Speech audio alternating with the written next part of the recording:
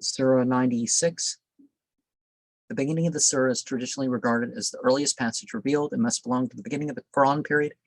It is an exhortation to recite the Quran in the name of the Creator God, well, the only God in the Islamic vision, but the opening 5 verses are the first part of the Quran learned.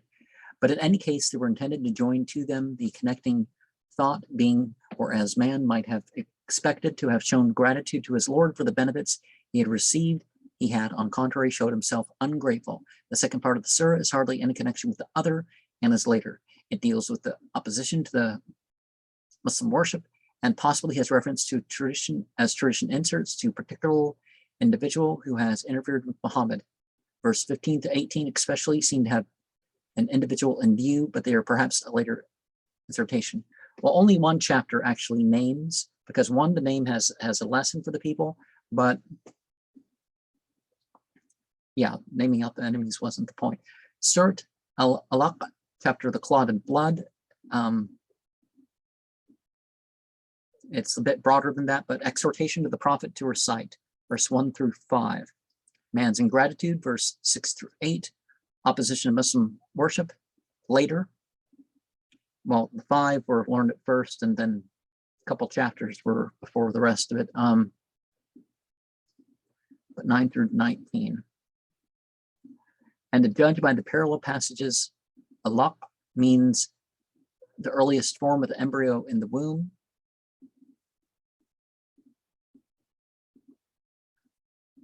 You know, because it looks like blood clot at some point, and it looks like a chewed thing at another point, and it looks like taught by the pen, you know, the use of the pen, or writing implement, same thing.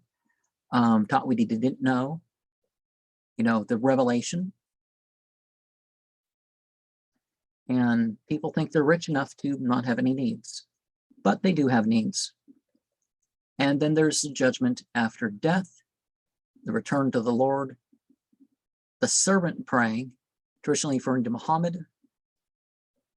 Noel Deck would take the word out of its ordinary sense of slave, but probably has it in the religious sense of servant of Allah.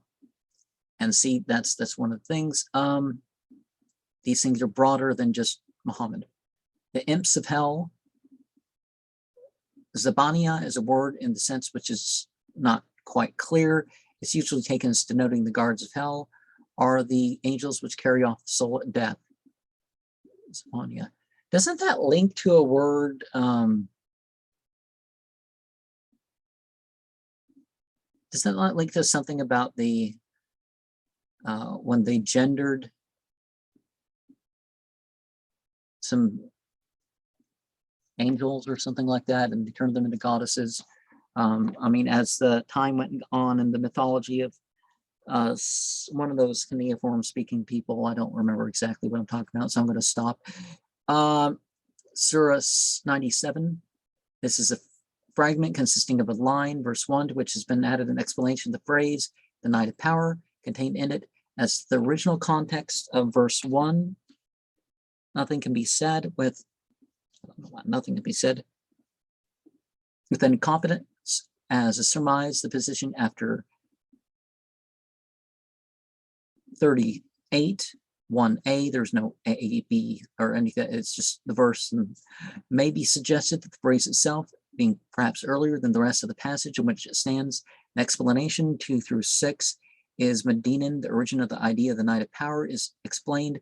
The only other passage in the Quran which has any bearing on it is 44, verse 2a3, and some ways what is said here of it suggests that some account of the eve of the nativity may have given rise to it. No, everything was the night before the day biblically in most religious cases. So my ancestors in Northwestern Europe. Surat al-Qadr, chapter of power, in the name of Allah, the merciful, the compassionate. It must refer to the original context now lost, seemed to be the Quran. The common translation of the phrase has been retained. Night of decree would perhaps correspond better to the name, because it's something that happens every year. exact construct of the and sense of the phrase are uncertain is usually taken with the verb let themselves down, not with permission. So yeah, the light beings come and join and say, hey, the humans, let's join them in the most powerful night and give them the, those who are going to experience us, let them experience, right? Surah 98. It is tempting to regard this surah as a unity explaining the rise of religious divisions among mankind as due to the coming of an evidence in each case, but the rhyme words of verse 1 and 2 are the same as those of 3 and 4. Verse 1 does not speak of the people of the book as being set free or distinguished from the polytheists, but of those of them who have disbelieved, which may indeed mean the Jews, whom one would rather expect to be conjoined with the polytheists as they are in verse 5. Verse 3, 4, and 6 through 8 formed the original passage. It belonged about the same time of the adoption of the religion of Abraham. Year 2, verse 1 to 5 or later. Verse 3 and 4 were probably displaced by verse 1 and 2. Verse 6 to 8 are retained in the revised form. Surat al-Bayyinah, chapter of the evidence. Unbelievers only cast off after a messenger had come. Verse 1 and 2. The cast off. Ibn Masud and Ubay, however, are said to have read the polytheists and the people of the book. Long report from Ubay after verse 2, however, can hardly be original. Jeffrey Materials, verse 110, 179. Different translations, really. They're not talking about different, the Quran being different.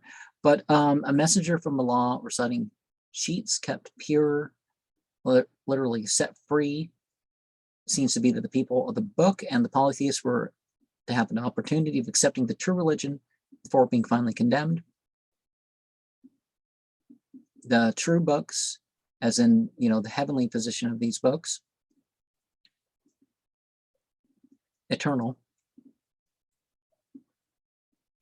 And 5 through 8, fate of the unbelievers and believers, so eternal. And Surah 99, with the exception of verse 7 and 8, which possibly supplanted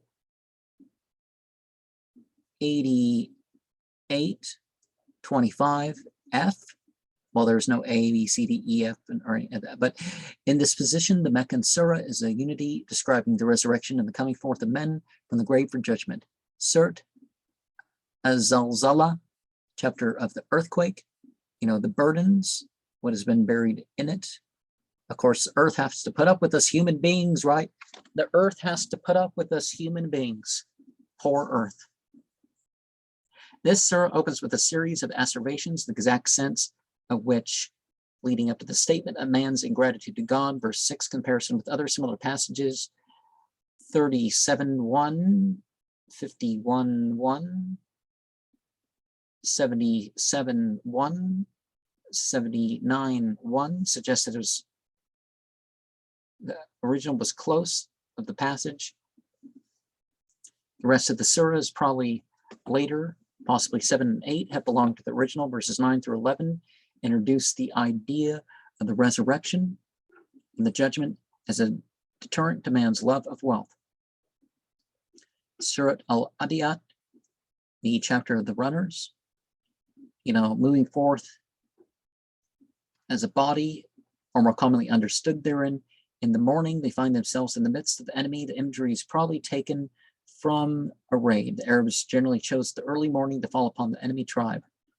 And the wealth, that good that they're loving is violent, as in, there's some stinginess involved in their approach to that